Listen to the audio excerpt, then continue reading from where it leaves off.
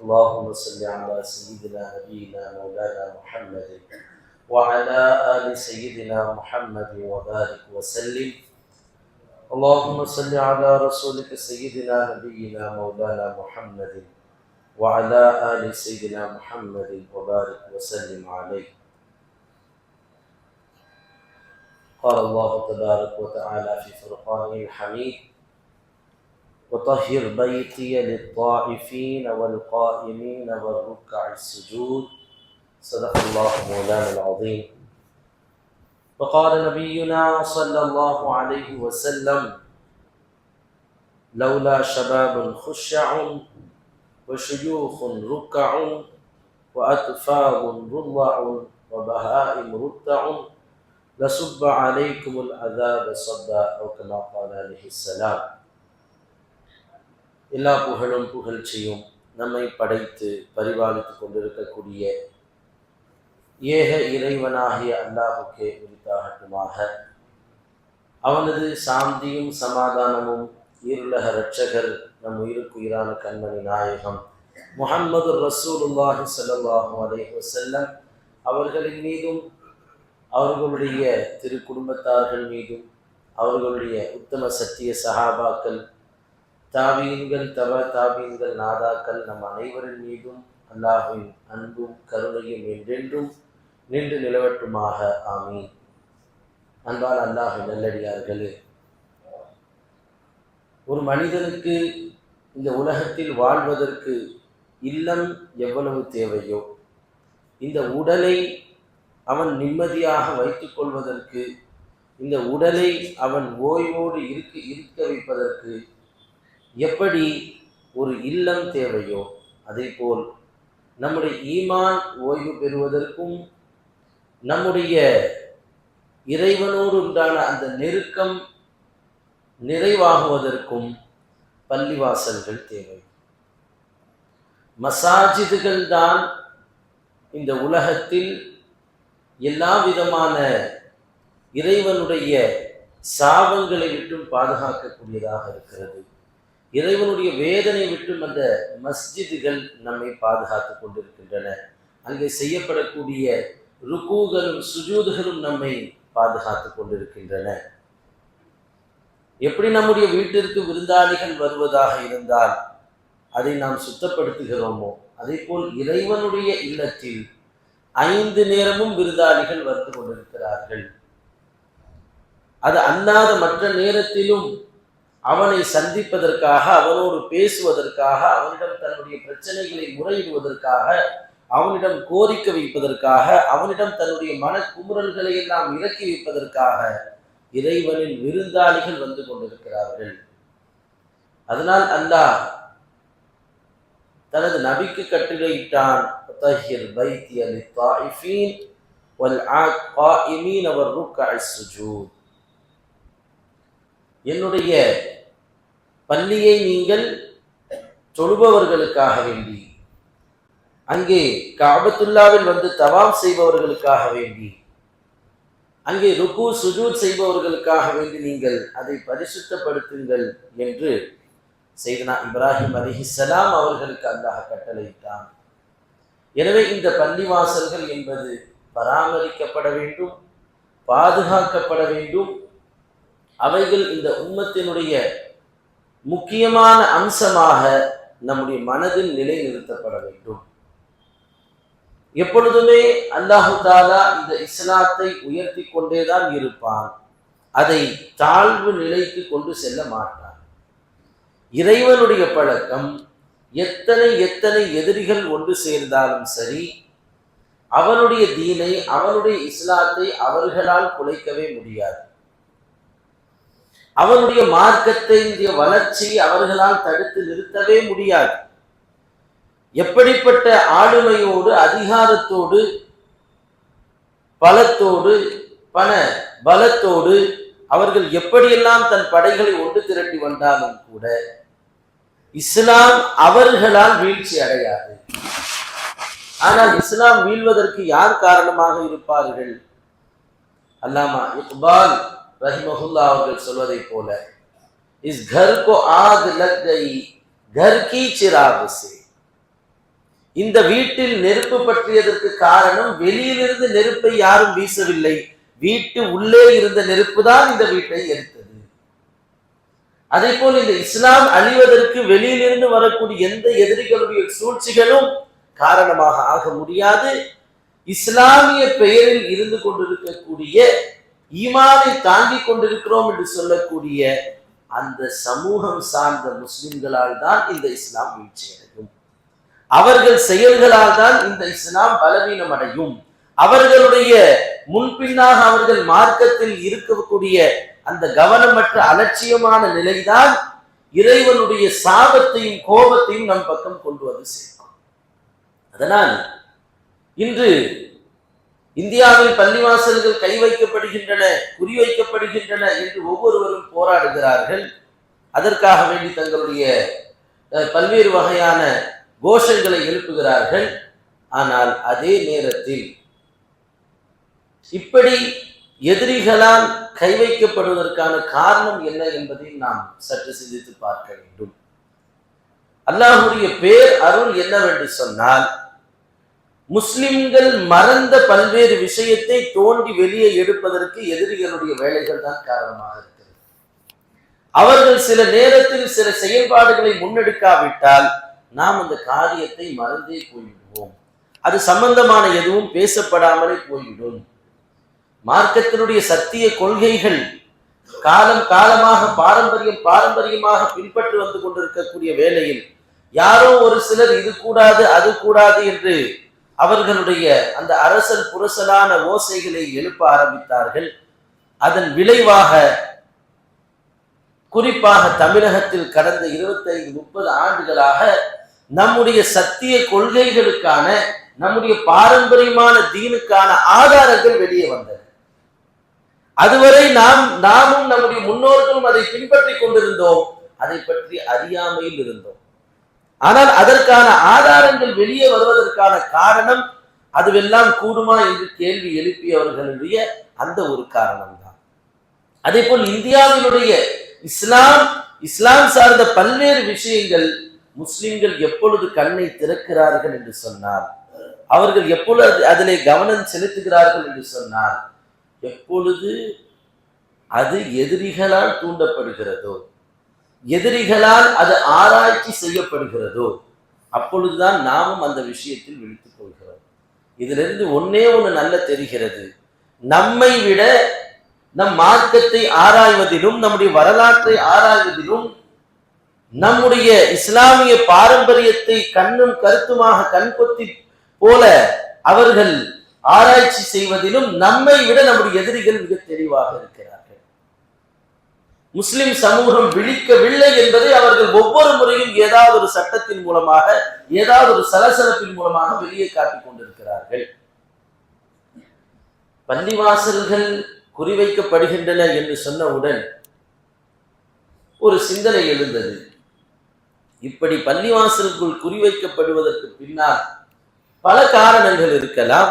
ஆனால் அதில் முக்கியமான காரணம் என்று ஆராயும் பொழுது, நிறைய இந்தியாவினுடைய பள்ளிவாசல்கள் கேட்பாரற்று, பராமரிப்பில்லாமல், அதை பாதுகாக்க ஆள் இல்லாமல், தொழுவதற்கு நபர்கள் இல்லாமல் கைவிடப்பட்டிருக்கின்றன. எக்கச்சக்கமான பள்ளிவாசல்கள், அதுவெல்லாம் இன்னைக்கு நேற்று உருவானவை அல்ல. ஒவ்வொரு மஸ்ஜித்களும் 400 வருடங்கள் 500 வருடங்களை கடந்த பாரம்பரியம் மிக்க மிக மிக அற்புதமான கலை நயங்கள் கொண்ட பள்ளிவாசல்கள். இன்னைக்கு நாம நினைச்சாலும் அப்படி ஒரு பள்ளியை கட்ட முடியாது. இன்னைக்கு எவ்வளவு பில்டிங்களை கட்டலாம், மிகப்பெரிய 20, 25, 30 ஃப்ளோர்கள் கொண்ட பிளாட்களை, அபார்ட்மெண்ட்களை கட்டலாம். ஆனால் எந்த வசதிகளும் இல்லாத காலகட்டத்தில் இப்படி நெடுந்து நீண்டு வளர்ந்திருக்கக்கூடிய ஒரு கம்பீரமான கோட்டைகளை எப்படி அவர்கள் உருவாக்கினார்கள் என்று பார்ப்பதற்கே ஆச்சரியமாக இருக்கக்கூடிய பள்ளிவாசல்கள்.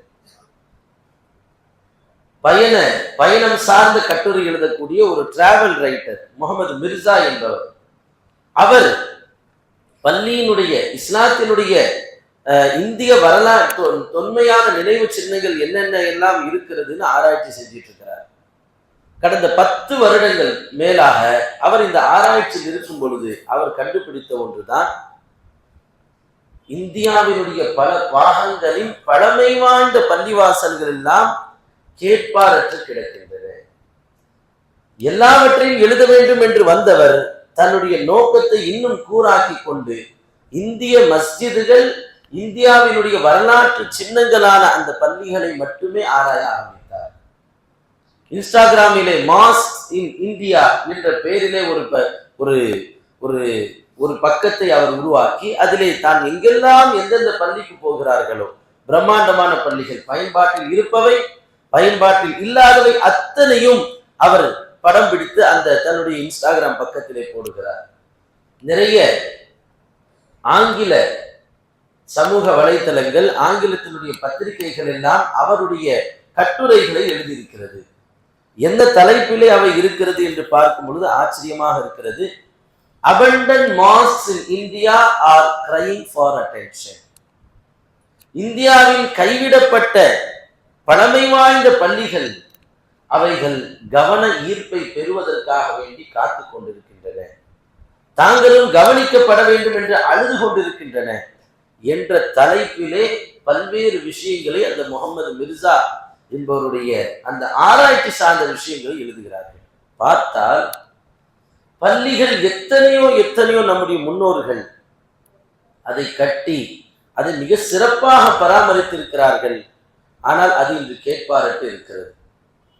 இந்தியாவினுடைய கீழக்கரை பழைய ஜும்மா பள்ளிவாசல் இருந்து இந்திய மாநிலத்தில் இருக்கக்கூடிய எல்லா மாநிலங்களுக்கும், பீகாருக்கு சென்றிருக்கிறார், ஹரியானாவுக்கு போயிருக்கிறார், டெல்லியினுடைய பள்ளிவாசல்களை போய் பார்த்திருக்கிறார்.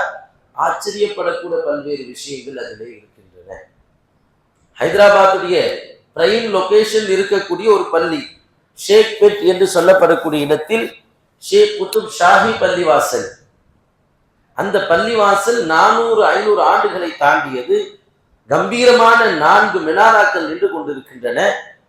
மக்கள் எல்லாம் முஸ்லிம்கள் வசிக்கக்கூடிய, எல்லோரும் முஸ்லிம்கள் எல்லாம் அடர்த்தியாக இருக்கக்கூடிய ஒரு பகுதி. அது ஒரு கரெக்டா நம்முடைய பள்ளிவாசலை போல ஒரு கார்னரில் அந்த பள்ளி இடம்பெறுகிறது. ஆனால் மக்கள் அந்த பள்ளியை கடந்து வேறு மஸ்ஜிதுகளுக்கு செல்கிறார்கள். இதை பராமரிப்பதில்லை. பள்ளி சிதிலமடைந்து இருக்கிறது, சேதங்களோடு இருக்கிறது, அங்கங்க கிராக் விட்டு போய் இருக்குது, சுற்றி குப்பைகளாக இருக்கிறது. ஆனால் அதை அங்கு போகக்கூடிய முஸ்லிம்கள், வரப்போக இருக்கக்கூடிய எந்த முஸ்லிம்களும் அதை பற்றிய ஒரு விழிப்புணர்வு இல்லை, அதற்கான எந்த முன்னேற்பாடும் செய்ததை போல் தெரியவில்லை. இது இன்னைக்கு நேற்று உண்டான வரலாறு அல்ல. பல வருடங்களாக முஸ்லிம்கள் அதை கைவிட்டு விட்டு வேறு பள்ளிக்கு போய் அவர்கள் தொழுது கொண்டிருக்கிறார்கள். அதே போல ஹரியானாவிலே ஒரு ஊருக்கு சென்று பார்க்கும் பொழுது கிட்டத்தட்ட 8 பழமை வாய்ந்த ஊர்கள், ஃபத்தேஹ்பூர், கான்ஹோ, மேஹான், துஜானா போன்ற ஒரு 8 ஊர்களை அவர் குறிப்பிடுகிறார். இங்கு எல்லாம் மிக அற்புதமான பழைய பள்ளிவாசல்கள் இருக்கின்றன. ஆனால் அவைகள் எதுவுமே அதை சுற்றி மக்கள் இல்லை. அவர் ஒரு விஷயத்தை குறிப்பிடுகிறார். மக்கள் எல்லாம் அங்கே இருந்து பிரிவினைக்கு பிறகு பாகிஸ்தானுக்கு வேறு ஊர்களுக்கு சென்று விட்டார்கள். இங்கே முஸ்லிம்கள் இல்லாத நிலையில் அந்த பள்ளிவாசல்கள் கைவிடப்பட்டுள்ளன. அதே போல இந்த பள்ளிகள் எல்லாம் இன்று ஆக்கிரமிக்கப்பட்டு ஏழைகள், போகக்கூடிய வரவர்கள், கரீப்களுடைய வீடுகளாக மாற்றப்பட்டிருக்கிறது. இன்னும் வேதனைக்குரிய விஷயம், ஒரு சில பழமை வாய்ந்த பள்ளிவாசல்கள் மாட்டு கொட்டகைகளாக பயன்படுத்தப்பட்டுக் கொண்டிருக்கின்றன. எந்த இறை இல்லத்தில் நம்முடைய முன்னோர்கள், நல்லோர்கள், சீதேவிகளாக வாழ்ந்த நல்லடியார்கள் எல்லாம் தங்களுடைய நெற்றியை வைத்து இறைவனுக்கு சஜிதா செய்து கொண்டிருந்தார்களோ அந்த பள்ளிவாசல்கள் மாற்று கொட்டகைகளாக மாற்றப்பட்டு அவைகளுடைய கழிவுகளும் நஜீஸ்களும் அழுக்குகளும் நிறைந்ததாக இன்று இருக்கிறது என்பது வேதனைக்குரிய ஒரு செய்தி. அவர் குறிப்பிடுகிறார், அந்த ஹரியானாவில் இருக்கக்கூடிய பள்ளிவாசல்கள் ஒவ்வொன்றுமே இந்தியாவினுடைய வரலாற்று நினைவு சின்னங்கள். இன்னைக்கு பள்ளிவாசல்களை குறிவைக்கும் பொழுது அந்த அதிகாரிகள் அதற்கு எதிராக மனு கொடுக்கக்கூடியவர்கள் சொல்லக்கூடிய ஒரு செய்தி என்ன? இந்த பள்ளியில் எங்கள் சமயம் சார்ந்த இந்த குறியீடு இருக்கிறது, எங்கள் மதம் சார்ந்த இந்த ஒரு பதாகை அங்கே காணப்படுகிறது, அந்த ஓவியம் இங்கே இருக்கிறது என்றெல்லாம் சொல்லக்கூடியவர்கள் இந்தியாவினுடைய கலை சார்ந்த அத்தனையும் தங்களுடைய மதமாக மாற்றியிருக்கிறார்கள். அந்த காலத்தினுடைய பள்ளிவாசல்கள் எல்லாமே மற்ற வழிபாட்டு தலங்களுடைய சில அமைப்புகள் அதில் இருக்கும். இன்னும் சொல்ல போனால் பாரசீக பெர்ஷியன் ஆர்கியாலஜிக்கல் என்று சொல்லக்கூடிய, துருக்கியுடைய ஆர்கியாலஜிக்கல் என்று சொல்லக்கூடிய அங்கே இருக்கக்கூடிய கலை நயங்கள் தான் இன்று பல பள்ளிவாசல்களில், இன்னும் சொல்ல போனால் பல கோயில்களை கட்டுவதற்கும் அவர்கள் தான் பயன்படுத்தி இருக்கிறார்கள். முகலாய மன்னர்கள், இஸ்லாமிய மன்னர்கள் ஆண்ட காலத்தில் அந்த காலத்து மஸ்ஜிதுகள் எப்படி கட்டப்பட்டதோ, எப்படியெல்லாம் அந்த தூண்கள் வடிவமைக்கப்பட்டதோ, அதே போன்ற தூண்கள் கோயில்களிலும் இருக்கும். நாம் கூட கீழக்கரையினுடைய பழமை வாய்ந்த பள்ளிவாசலை பார்த்தால் பல கோயில்களில் இருப்பதை போல் அந்த அமைப்பிலே தூண்கள் கட்டப்பட்டிருக்கும். இதற்கும் மதத்திற்கும் எந்த சம்பந்தமும் அல்ல, அது ஒரு கலை வடிவம். இஸ்லாத்தில் இந்த இந்தியாவில் இஸ்லாமியர்கள் வாழக்கூடிய காலத்தில் அந்த முகலாயர்கள் பல்வேறு நாட்டிலிருந்து கொண்டு வந்த கலை அம்சங்களை இந்த பூமியிலே அவர்கள் நிறுவி அதை இந்தியாவினுடைய மிகப்பெரிய ஒரு வரலாற்று சின்னங்களாக மாற்றி இருக்கிறார்கள். அவர் சொல்கிறார், முகமது மிர்சா, இந்தியாவினுடைய வரலாற்று நினைவு சின்னங்களாக இன்றும் பாதுகாக்கப்பட வேண்டியவை அந்த பள்ளிவாசல்கள். அந்த பள்ளிவாசல்கள் 1000 ஆண்டுகளுக்கு உண்டான வரலாறை சொல்லக்கூடிய பள்ளிவாசல்கள். ஆனால் இன்று அவை கேட்பாரட்டு கிடக்கின்றன. இன்னும் சில பள்ளிகள் எல்லாம் மக்கள் போய் நாங்கள் தொழ வேண்டும், எங்களுக்கு அனுமதி கொடுங்கள் என்று கேட்கிறார்கள். ஆனால் இந்தியாவினுடைய ஒரு அமைப்பு, தொல்லியல் ஆராய்ச்சி அமைப்பாக இருக்கக்கூடிய ASI, Archaeological Survey of India, அந்த அந்த அமைப்பு என்ன சொல்கிறது? எங்க கிட்ட வரும்போது அங்க எந்த தொழுகையும் நடைபெறவில்லை. பள்ளியில் தொழுகை நடைபெற்று கொண்டிருந்த வளமையோடு எங்களிடத்தில் அவைகள் வந்திருந்தால் நாங்கள் அனுமதி கொடுத்திருப்போம்.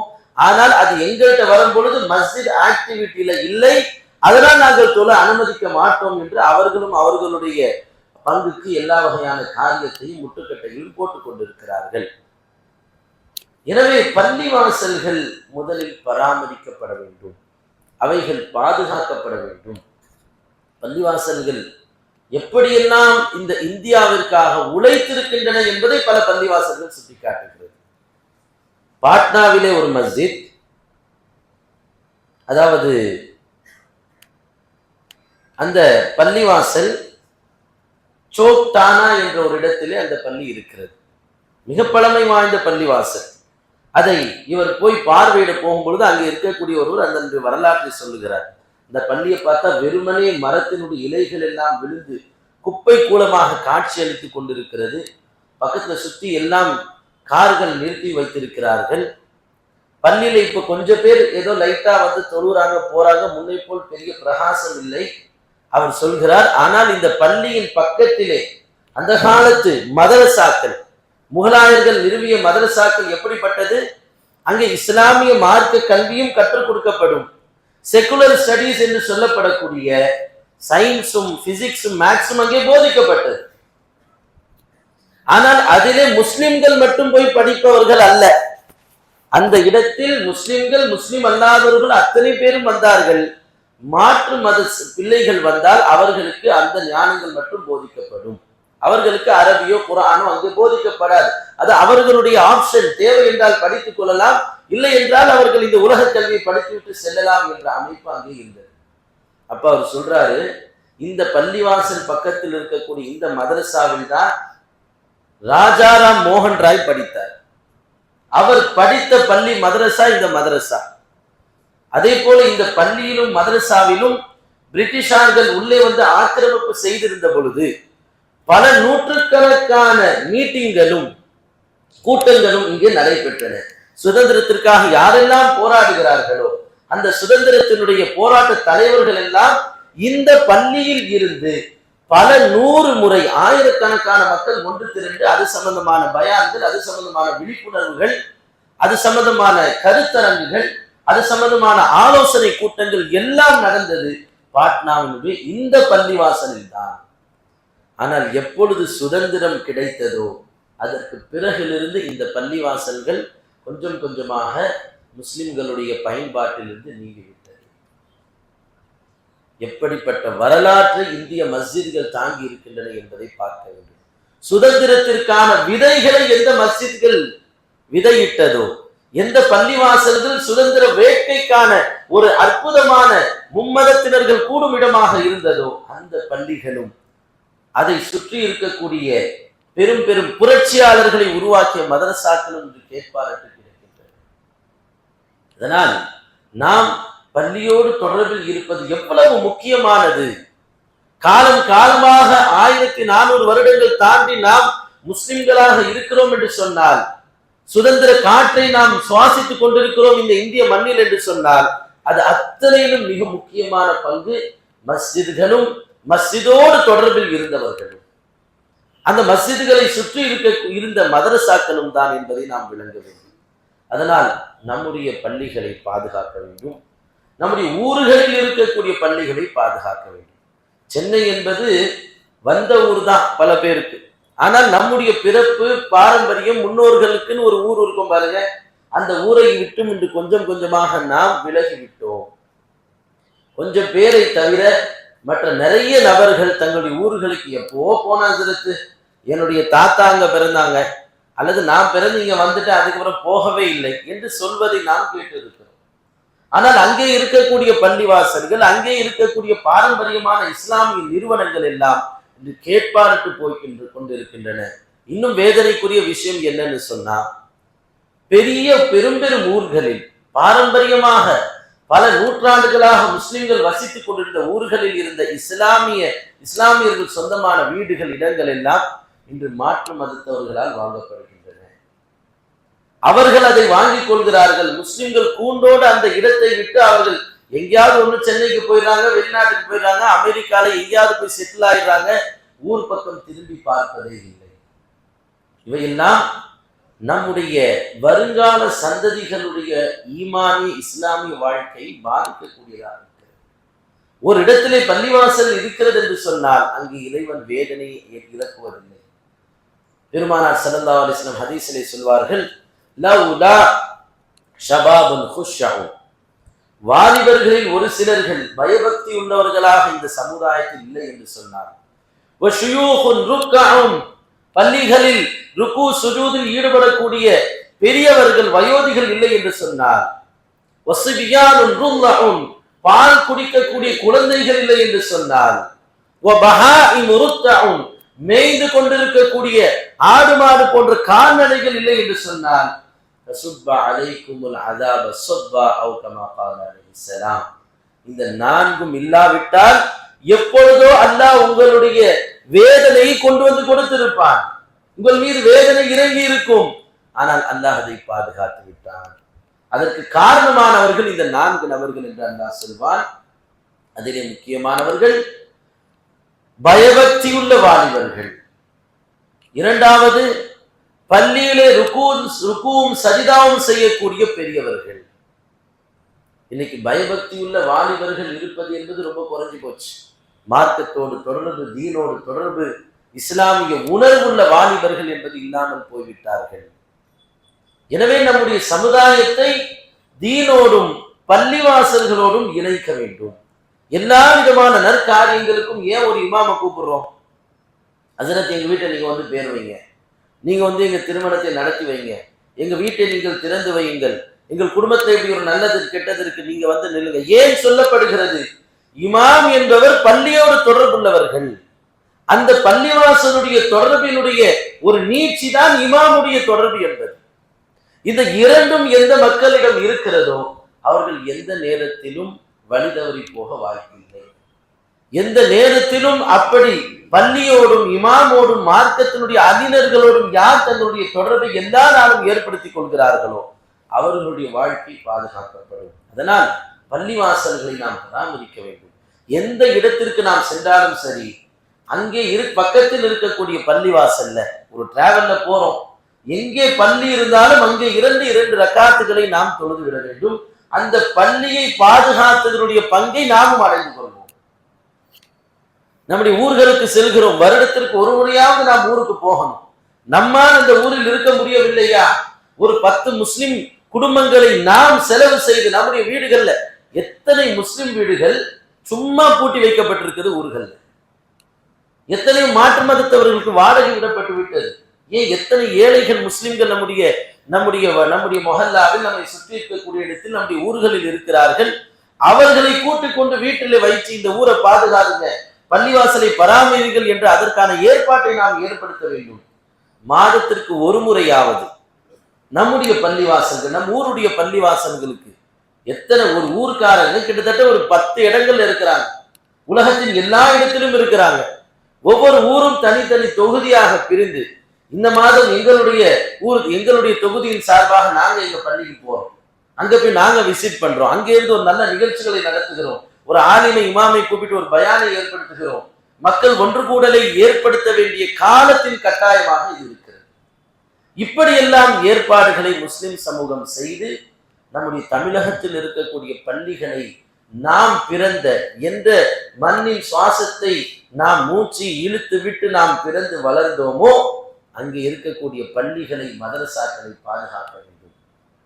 மதரசாக்கள் இல்லாத இடத்தில் பள்ளியோடு இணைத்து நாம் மதரசாக்களை, பெண்களுக்கான பாடசாலைகளை, ஆண்களுக்கான பிள்ளைகளுக்கான ஹிஃப்து ஆலிமுடைய மதரசாக்களை நாம் நிறுவ வேண்டும்.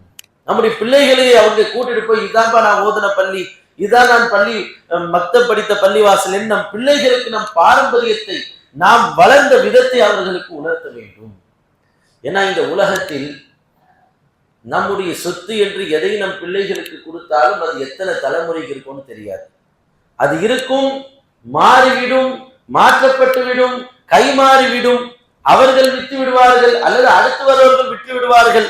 நாம் வாழ்ந்ததற்கான எந்த எச்சங்களும் இந்த பூமியில் இருக்காது. ஆனால் நம்முடைய மஹல்லாவினுடைய பள்ளிவாசல்கள், நம்முடைய ஊரினுடைய பள்ளிவாசல்கள், இவைகள்தான் காலம் காலமாக இங்கே என்னுடைய முன்னோர்கள் வாழ்ந்தார்கள் என்பதற்கான ஆதாரமாக கம்பீரமாக நிற்கக்கூடிய சொத்துக்கள்.